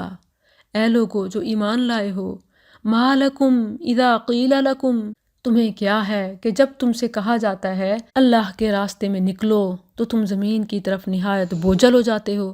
کیا تم آخرت کے مقابلے میں دنیا کی زندگی پر خوش ہو گئے ہو؟ تو دنیا کی زندگی کا سامان آخرت کے مقابلے میں نہیں ہے مگر بہت تھوڑا۔ اگر تم نہ نکلو گے تو وہ تمہیں دردناک عذاب دے گا اور بدل کر تمہارے علاوہ اور لوگ لے آئے گا اور تم اس کا کچھ نقصان نہ کرو گے، اور اللہ ہر چیز پر پوری طرح قادر ہے۔ اگر تم اس کی مدد نہ کرو تو بلا شبہ اللہ نے اس کی مدد کی جب اسے ان لوگوں نے نکال دیا جنہوں نے کفر کیا، جبکہ وہ دو میں دوسرا تھا، جب وہ دونوں غار میں تھے، جب وہ اپنے ساتھی سے کہہ رہا تھا غم نہ کر، بے شک اللہ ہمارے ساتھ ہے، تو اللہ نے اپنی سکینت اس پر اتار دی اور اسے ان لشکروں کے ساتھ قوت دی جو تم نے نہیں دیکھے، اور ان لوگوں کی بات نیچی کر دی جنہوں نے کفر کیا، اور اللہ کی بات ہی سب سے اونچی ہے، اور اللہ سب پر غالب کمال حکمت والا ہے۔ تمام مفسرین کا اتفاق ہے کہ آپ صلی اللہ علیہ وسلم کے ساتھ دوسرے ابو بکر رضی اللہ عنہ تھے، اور اکثر دینی منصبوں اور عہدوں پر رسول اللہ صلی اللہ علیہ وسلم کے بعد دوسرے نمبر پر وہی فائز رہے، سب سے پہلے مسلمان ہوئے اور لوگوں کو اسلام کی دعوت دی، جس پر بہت سے جلیل القدر صحابہ مسلمان ہوئے۔ جنگوں میں آپ صلی اللہ علیہ وسلم سے الگ نہیں ہوئے، مرض الموت میں آپ صلی اللہ علیہ وسلم کے نہایت تاکیدی حکم کے ساتھ اور کسی بھی دوسرے کی امامت سے آپ صلی اللہ علیہ وسلم کے انکار کے بعد آپ کے قائم مقام کی حیثیت سے آپ صلی اللہ علیہ وسلم کے مصلے پر کھڑے ہوئے، پھر آپ کے پہلو میں دفن ہوئے۔ اسی طرح اول و آخر صدیق اکبر رضی اللہ عنہ کو دوسرا ہونے کا شرف حاصل رہا، وہی رفیق غار تھے۔ اس کے علاوہ دوسرے صحابہ بعض پہلے نکل گئے اور بعض بعد میں آئے۔ یہاں مراد غار سور کی بات ہے کہ جب آپ صلی اللہ علیہ وسلم ہجرت کر کے جا رہے تھے اور آپ کو یقین تھا کہ آپ کا تعاقب کیا جائے گا، تو آپ غار سور میں چھپ گئے اور 3 دن تک اس میں رہے، پھر مدینہ کی طرف روانہ ہو گئے۔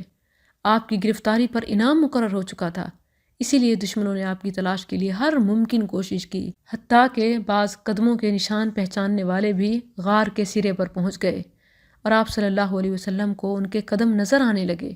ابو بکر رضی اللہ عنہ کو آپ کے متعلق فکر ہوئی، وہ سخت غم زدہ ہوئے، تو فرمایا لا تحزن ان اللہ معنا۔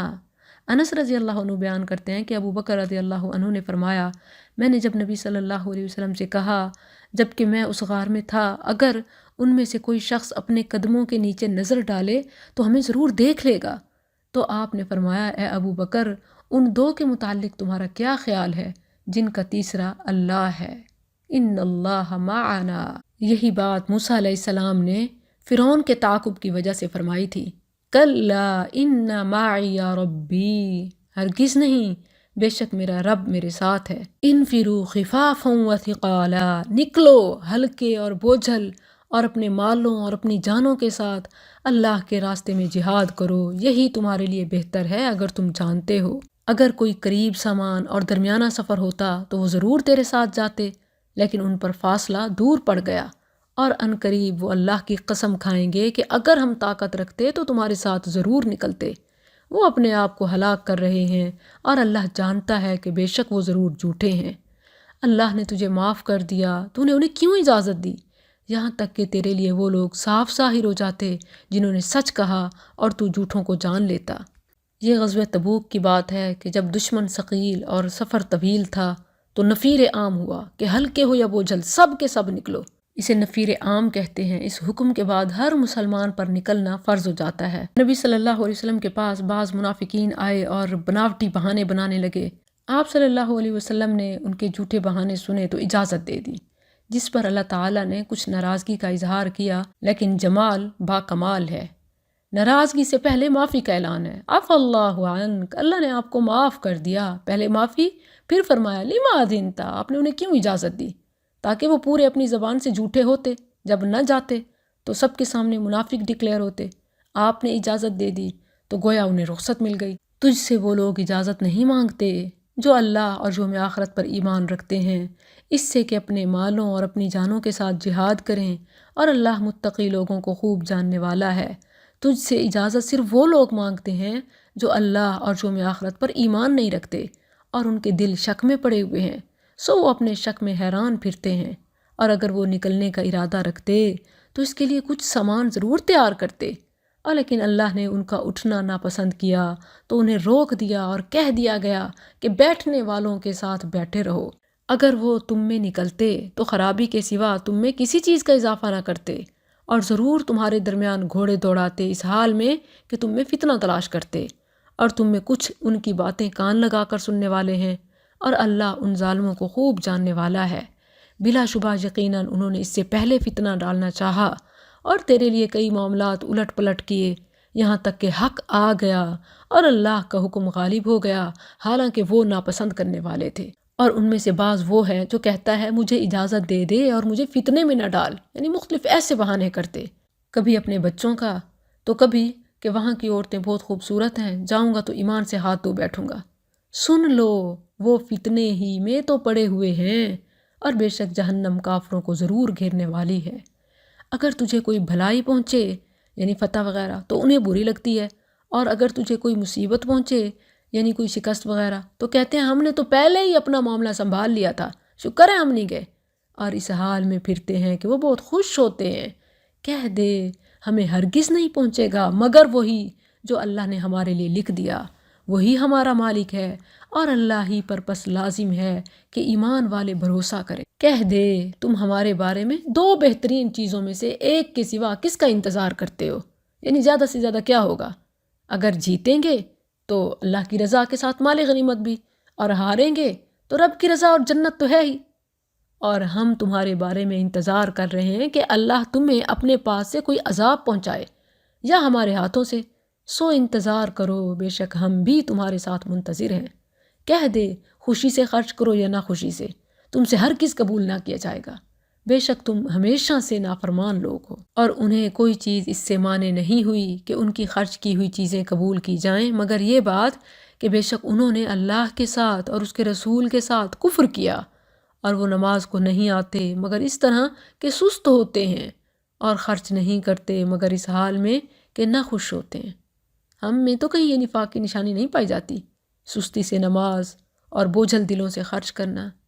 سو تجھے نہ ان کے اموال بھلے معلوم ہوں اور نہ ان کی اولاد، اللہ تو یہی چاہتا ہے کہ انہیں ان کے ذریعے دنیا کی زندگی میں عذاب دے، یعنی یہ جان مال دنیا کا وبال ہو، اور ان کی جانیں اس حال میں نکلیں کہ وہ کافر ہوں، اور وہ اللہ کی قسم کھاتے ہیں کہ بے شک وہ ضرور تم میں سے ہیں، حالانکہ وہ تم میں سے نہیں، اور لیکن وہ ایسے لوگ ہیں جو ڈرتے ہیں۔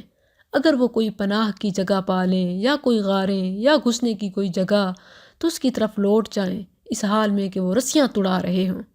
اور ان میں سے کچھ وہ ہیں جو تجھ پر صدقات کے بارے میں طعن کرتے ہیں کہ آپ اقربا پروری کرتے ہیں، اپنوں کو نوازتے ہیں، پھر اگر انہیں ان میں سے دے دیا جائے تو خوش ہو جاتے ہیں، یعنی انہیں دیں تو پھر ٹھیک ہے، اور اگر انہیں ان میں سے نہ دیا جائے تو اسی وقت وہ ناراض ہو جاتے ہیں، اور کاش کہ واقعی وہ اسی پر راضی ہو جاتے جو انہیں اللہ اور اس کے رسول نے دیا، اور کہتے ہمیں اللہ کافی ہے، جلد ہی اللہ ہمیں اپنے فضل سے دے گا اور اس کا رسول بھی جو مال اس کے پاس ہوگا۔ اِنَّا إِلَى اللَّهِ رَاغِبُونَ، بے شک ہم اللہ ہی کی طرف رغبت رکھنے والے ہیں۔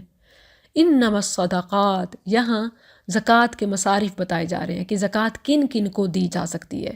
بہت ہی آسان ہے، جب بھی زکوٰۃ دینی ہو ان 8 کیٹیگریز کو رکھیں اور پھر سوچیں کہ جس کو آپ دے رہے ہیں وہ ان میں سے کس میں آتا ہے۔ اگر ان میں آتا ہے تو بالکل آپ دے سکتے ہیں۔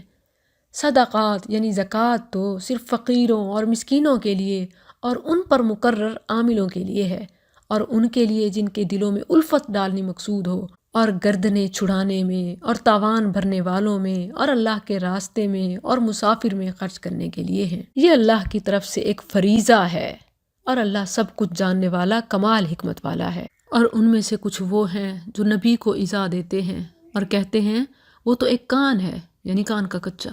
کہہ دے تمہارے لیے بھلائی کا کان ہے، اللہ پر یقین رکھتا ہے اور مومنوں کی بات کا یقین کرتا ہے، اور ان کے لیے ایک رحمت ہے جو تم میں سے ایمان لائے ہیں، اور جو لوگ اللہ کے رسول کو ایذا دیتے ہیں ان کے لیے دردناک عذاب ہے۔ تمہارے لیے اللہ کی قسم کھاتے ہیں تاکہ تمہیں خوش کریں، حالانکہ اللہ اور اس کا رسول زیادہ حقدار ہے کہ وہ اسے خوش کریں اگر وہ مومن ہیں۔ کیا انہوں نے نہیں جانا کہ بے شک حقیقت یہ ہے کہ جو کوئی اللہ اور اس کے رسول کا مقابلہ کرے تو بے شک اس کے لیے جہنم کی آگ ہے، اس میں ہمیشہ رہنے والا ہے، یہی بہت بڑی رسوائی ہے۔ منافق ڈرتے ہیں کہ ان پر کوئی ایسی صورت اتار دی جائے جو انہیں وہ باتیں بتا دے جو ان کے دلوں میں ہیں۔ کہہ دے تم مذاق اڑاؤ، بے شک اللہ ان باتوں کو نکال ظاہر کرنے والا ہے جن سے تم ڈرتے ہو۔ اور بلا شبہ اگر تو ان سے پوچھے تو ضرور ہی کہیں گے ہم تو صرف شغل کی بات کر رہے تھے اور دل لگی کر رہے تھے۔ کہہ دے کیا تم اللہ اور اس کی آیات اور اس کے رسول ہی کے ساتھ مذاق کر رہے ہو؟ ڈرنا چاہیے سو کالڈ میڈیا والوں کو کہ جو نیوز کے نام پر دین کا مذاق بناتے ہیں، اڑاتے ہیں۔ لا تعتذروا، بہانے مت بناؤ، بے شک تم نے اپنے ایمان کے بعد کفر کیا۔ اگر ہم تم میں سے ایک گروہ کو معاف کر دیں تو ایک گروہ کو عذاب دیں گے، اس وجہ سے کہ یقیناً وہ مجرم تھے۔ منافق مرد اور منافق عورتیں ان کے بعض سے ہیں، وہ برائی کا حکم دیتے ہیں، وہ نیکی سے منع کرتے ہیں اور اپنے ہاتھ بند رکھتے ہیں، یعنی اللہ کی راہ میں خرچ نہیں کرتے۔ وہ اللہ کو بھول گئے تو اس نے انہیں بھلا دیا۔ اللہ بھولنے والا نہیں، مگر یہ ان کو جواب ہے کہ جیسے انہوں نے اللہ کو بھلایا، اللہ بھی انہیں جہنم میں ڈال کر ہمیشہ کے لیے چھوڑ دے گا، جیسے وہ انہیں نکالنا بھول گیا ہو، کیونکہ انہوں نے یہی کیا۔ ان لوگوں کی طرح جو تم سے پہلے تھے، وہ قوت میں تم سے زیادہ سخت اور اموال اور اولاد میں بہت زیادہ تھے، تو انہوں نے اپنے حصے سے فائدہ اٹھایا، پھر تم نے اپنے حصے سے فائدہ اٹھایا، جس طرح ان لوگوں نے اپنے حصے سے فائدہ اٹھایا جو تم سے پہلے تھے، اور تم نے فضول باتیں کی جس طرح انہوں نے فضول باتیں کی۔ یہ لوگ ان کے اعمال دنیا اور آخرت میں ضائع ہو گئے اور یہی خسارہ اٹھانے والے ہیں۔ کیا ان کے پاس ان لوگوں کی خبر نہیں آئی جو ان سے پہلے تھے، نوح کی قوم اور عاد اور ثمود اور ابراہیم کی قوم اور مدین والے اور الٹی ہوئی بستیوں والے؟ ان کے پاس ان کے رسول واضح دلیلیں لے کر آئے، تو اللہ ایسا نہ تھا کہ ان پر ظلم کرتا، اور لیکن وہی اپنی جانوں پر ظلم کرتے تھے۔ اور مومن مرد اور مومن عورتیں ان کے بعض کے دوست ہیں، وہ نیکی کا حکم دیتے ہیں اور برائی سے منع کرتے ہیں، اور نماز قائم کرتے ہیں اور زکوٰۃ دیتے ہیں اور اللہ اور اس کے رسول کا حکم مانتے ہیں۔ یہی لوگ ہیں جن پر اللہ ضرور رحم کرے گا، بے شک اللہ سب پر غالب کمال حکمت والا ہے۔ اللہ نے مومن مردوں اور مومن عورتوں سے ایسے باغوں کا وعدہ کیا ہے جن کے نیچے سے نہریں بہتی ہیں، ان میں ہمیشہ رہنے والے اور پاکیزہ رہنے کی جگہوں کا جو ہمیشگی کے باغوں میں ہوں گی، اور اللہ کی طرف سے تھوڑی سی خوشنودی سب سے بڑی ہے، یہی تو بہت بڑی کامیابی ہے۔ اے نبی، کافروں اور منافقوں سے جہاد کر اور ان پر سختی کر، اور ان کا ٹھکانہ جہنم ہے اور وہ لوٹ کر جانے کی بری جگہ ہے۔ وہ اللہ کی قسم کھاتے ہیں کہ انہوں نے بات نہیں کی، حالانکہ بلا شبہ یقیناً انہوں نے کفر کی بات کہی اور اپنے اسلام کے بعد کفر کیا اور اس چیز کا ارادہ کیا جو انہوں نے نہیں پائی، اور انہوں نے انتقام نہیں لیا مگر اس کا کہ اللہ اور اس کے رسول نے انہیں اپنے فضل سے غنی کر دیا۔ یعنی کس انتقام میں؟ یہی کہ اللہ نے ان پر اتنے انعام کیے ہیں، تو پھر تو انہیں ماننا چاہیے۔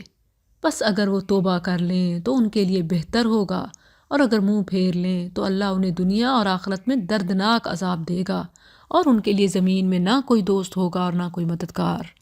اور ان میں سے بعض وہ ہیں جنہوں نے اللہ سے عہد کیا کہ یقیناً اگر اس نے ہمیں اپنے فضل سے کچھ عطا فرمایا تو ہم ضرور ہی صدقہ کریں گے اور ضرور ہی نیک لوگوں سے ہو جائیں گے۔ پھر جب اس نے انہیں اپنے فضل میں سے کچھ عطا فرمایا تو انہوں نے اس میں بخل کیا اور منہ موڑ گئے، اس حال میں کہ وہ بے رخی کرنے والے تھے۔ کتنے ہیں ہم میں جو بہت وعدے، نیازیں، نظریں مانتے ہیں، پھر جب وہ چیزیں ملتی ہیں تو گویا رب کو بھول ہی جاتے ہیں اور اپنی ہی دنیا میں مگن ہو جاتے ہیں۔ تو اس کے نتیجے میں اس نے ان کے دلوں میں اس دن تک نفاق رکھ دیا جس میں وہ اس سے ملیں گے، اس لیے کہ انہوں نے اللہ سے اس کی خلاف ورزی کی جو اس سے وعدہ کیا تھا، اور اس لیے کہ وہ جھوٹ کہتے تھے۔ کیا انہوں نے نہیں جانا کہ بے شک اللہ ان کا راز اور ان کی سرگوشی جانتا ہے، اور یہ کہ بلا شک اللہ سب غیبوں کو بہت خوب جاننے والا ہے۔ وہ لوگ جو صدقات میں خوش دلی سے حصہ لینے والے مومنوں پر تان کرتے ہیں، خود بھی نہیں صحیح کرتے اور جو کر رہا اس پر بھی تان، اور ان پر بھی جو اپنی محنت کے سوا کچھ نہیں پاتے، سو وہ ان سے مذاق کرتے ہیں۔ اللہ نے ان سے مذاق کیا ہے اور ان کے لیے دردناک عذاب ہے۔ ان کے لیے بخشش مانگ یا ان کے لیے بخشش نہ مانگ، اگر تو ان کے لیے 70 بار بخشش کی دعا کرے گا تو بھی اللہ انہیں ہرگز نہ بخشے گا۔ یہ اس لیے کہ بے شک انہوں نے اللہ اور اس کے رسول کے ساتھ کفر کیا، اور اللہ نافرمان لوگوں کو ہدایت نہیں دیتا۔ وہ لوگ جو پیچھے چھوڑ دیے گئے، وہ اللہ کے رسول کے پیچھے اپنے بیٹھ رہنے پر خوش ہوئے، اور انہوں نے ناپسند کیا کہ اپنے مالوں اور اپنی جانوں کے ساتھ اللہ کے راستے میں جہاد کریں، اور انہوں نے کہا اس گرمی میں مت نکلو، یعنی بہت گرمی ہے، یہ کوئی جہاد کا وقت ہے؟ کہہ دے جہنم کی آگ کہیں زیادہ گرم ہے، کاش وہ اسے سمجھتے ہوتے۔ میں سمجھتی ہوں کہ دنیا میں بھی ہم اس دنیا کی گرمی کی وجہ سے کتنے ہی نیکی کے کام چھوڑتے ہیں، تو آخرت کی گرمی کو یاد رکھنا چاہیے۔ بس وہ بہت کم ہنسیں اور بہت زیادہ روئیں اس کے بدلے جو وہ کمائی کرتے رہے ہیں۔ بس اگر اللہ تجھے ان میں سے کسی گروہ کی طرف واپس لے آئے، پھر وہ تجھ سے جنگ کے لیے نکلنے کی اجازت طلب کریں، یعنی آئندہ اگر وہ کہیں بھی کہ ہم آپ کے ساتھ جاتے ہیں تو کہہ دے تم میرے ساتھ کبھی نہیں نکلو گے اور میرے ساتھ مل کر کبھی کسی دشمن سے نہیں لڑو گے۔ بے شک تم پہلی مرتبہ بیٹھے رہنے پر خوش ہوئے، سو پیچھے رہنے والوں کے ساتھ بیٹھے رہو، اور ان میں سے جو کوئی مر جائے تو اس کا کبھی نماز جنازہ نہ پڑھنا اور نہ اس کی قبر پر کھڑے ہونا، بے شک انہوں نے اللہ اور اس کے رسول کے ساتھ کفر کیا اور اس حال میں مرے کہ وہ نافرمان تھے۔ مسلم میں ابن عمر رضی اللہ عنہما سے مروی ہے کہ جب عبداللہ بن ابی منافقوں کا سردار فوت ہوا تو اس کا بیٹا جو سچا صحابی تھا نبی صلی اللہ علیہ وسلم کے پاس آیا کہ مجھے اپنی قمیض دیجیے کہ میں اسے اس میں کفن دوں اور آپ اس پر نماز جنازہ پڑھیں اور اس کے لیے بخشش کی دعا فرمائیں۔ تو نبی صلی اللہ علیہ وسلم نے اسے اپنی قمیض دی اور فرمایا مجھے اطلاع دینا تاکہ میں اس کا جنازہ پڑھوں۔ تو اس نے اطلاع دی، اور جب آپ نے اس پر جنازے کا ارادہ کیا تو عمر رضی اللہ عنہ نے آپ کو کھینچ لیا اور کہا کیا اللہ نے آپ کو منافقین کا جنازہ پڑھنے سے منع نہیں فرمایا؟ تو آپ نے فرمایا کہ مجھے تو اختیار دیا ہے کہ استغفر لہم او لا تستغفر لہم۔ سو آپ نے اس کا جنازہ پڑھا تو یہ آیت اتری وَلَا تُصَلِّ عَلَىٰ أَحَدٍ مِّنْهُمْ۔ اب جو شخص کلمہ پڑھ کر صریح شرک کرتا ہے اور غیر اللہ سے وہ مدد مانگتا ہے جو اللہ کے سوا کسی کے اختیار میں نہیں ہے، یا کلمہ کے بعد مسلمان ہونے کی پہلی شناخت نماز ہی نہیں پڑھتا، یا وہ حدود اللہ کا مذاق بناتا ہے، یا انہیں وحشیانہ کہتا ہے، یا اس زمانے میں انہیں ناقابل عمل کہتا ہے، اس کا جنازہ پڑھانا کیسے درست ہو سکتا ہے؟ اللہ تعالیٰ نے اپنے نبی کو منع کر دیا وَلَا تُعْجِبْكَ، اور تجھے ان کے اموال اور ان کی اولاد تعجب میں نہ ڈالیں۔ اللہ تو یہی چاہتا ہے کہ انہیں ان کے ذریعے دنیا میں سزا دے اور ان کی جانیں اس حال میں نکلیں کہ وہ کافر ہوں۔ اور جب کوئی صورت اتاری جاتی ہے کہ اللہ پر ایمان لاؤ اور اس کے رسول کے ساتھ مل کر جہاد کرو، تو ان میں سے دولت والے تجھ سے اجازت مانگتے ہیں اور کہتے ہیں ہمیں چھوڑ دے، ہمارا کاروبار ہے یہ وہ، کہ ہم بیٹھے رہنے والوں کے ساتھ رہ جائیں۔ وہ اس پر راضی ہو گئے کہ پیچھے رہنے والی عورتوں کے ساتھ رہ جائیں، یعنی یہ تو مرد نہیں ہے، گویا انہوں نے چوڑیاں پہنی ہوئی ہاتھ میں، اور ان کے دلوں پر مہر کر دی گئی، سو وہ نہیں سمجھتے۔ لیکن رسول نے اور ان لوگوں نے جو اس کے ساتھ ایمان لائے اپنے مالوں اور اپنی جانوں کے ساتھ جہاد کیا، اور یہی لوگ ہیں جن کے لیے سب بھلائیاں ہیں اور یہی فلاح پانے والے ہیں۔ اللہ نے ان کے لیے ایسے باغات تیار کیے ہیں جن کے نیچے سے نہریں بہتی ہیں، ان میں ہمیشہ رہنے والے ہیں، یہی بہت بڑی کامیابی ہے۔ اور بادیہ نشینوں میں سے یعنی بدویوں میں سے بہانے بنانے والے آئے تاکہ انہیں اجازت دی جائے، اور وہ لوگ بیٹھ رہیں جنہوں نے اللہ اور اس کے رسول سے جھوٹ بولا، ان میں سے ان لوگوں کو جنہوں نے کفر کیا جلد ہی دردناک عذاب پہنچے گا۔ یعنی بہانہ بنانے والوں کو اللہ خوب جانتا ہے اور ان کا عذاب تیار ہے۔ اس سے وہ جو کمزور بیمار بزرگ تھے وہ بڑے پریشان ہو گئے۔ تو پھر آگے ہے حکم، نہ کمزوروں پر کوئی حرج ہے اور نہ بیماروں پر، اور نہ ان لوگوں پر جو وہ چیز نہیں پاتے جو خرچ کریں، جب وہ اللہ اور اس کے رسول کے لیے خلوص رکھیں۔ نیکی کرنے والوں پر اعتراض کا کوئی راستہ نہیں، اور اللہ بے حد بخشنے والا نہایت مہربان ہے۔ اور نہ ان لوگوں پر کہ جب بھی وہ تیرے پاس آئے ہیں تاکہ تو انہیں سواری دے، یعنی وہ پھر جہاد پر جائیں، تو نے کہا میں وہ چیز نہیں پاتا جس پر تمہیں سوار کروں، یعنی آپ نے کہا کہ کوئی سواری نہیں ہے میرے پاس، تو وہ اس حال میں واپس ہوئے کہ ان کی آنکھیں آنسوؤں سے بہہ رہی تھیں، اس غم سے کہ وہ نہیں پاتے جو خرچ کریں۔ یہ مخلص مسلمانوں کے گروہ کا ذکر ہے کہ جن کے پاس اپنی سواریاں نہیں تھیں، وہ رسول اللہ کے پاس آئے، آپ کے لیے بھی کچھ نہیں تھا، تو انہیں اتنا صدمہ ہوا کہ وہ رونے لگے، اور ایسے روئے گویا آنکھیں پانی کے چشمے بن گئیں۔ اللہ نے ان کے رونے کو بھی خوبصورتی سے بیان کیا اور ان کے جذبوں کی قدردانی فرمائی اور ان کو تسلی دی کہ ان پر کوئی گناہ نہیں۔ پھر فرمایا انما السبیل، اعتراض کا راستہ تو صرف ان لوگوں پر ہے جو تجھ سے اجازت مانگتے ہیں حالانکہ وہ دولت مند ہیں۔ وہ اس پر راضی ہو گئے کہ پیچھے رہنے والی عورتوں کے ساتھ رہ جائیں۔ یہ بات بڑی ہی شرمناک ہے کہ وہ مرد جو طاقت کے بعد دولت کے باوجود بھی اللہ کے راستے میں نہیں نکلتے، تو گویا وہ نامرد ہیں، وہ مردانیت پر دھبا ہیں۔ وَطَبَعَ اللَّهُ عَلَىٰ قُلُوبِهِمْ، اور اللہ نے ان کے دلوں پر مہر کر دی، سو وہ نہیں جانتے۔ الحمدللہ، پارہ مکمل ہوا۔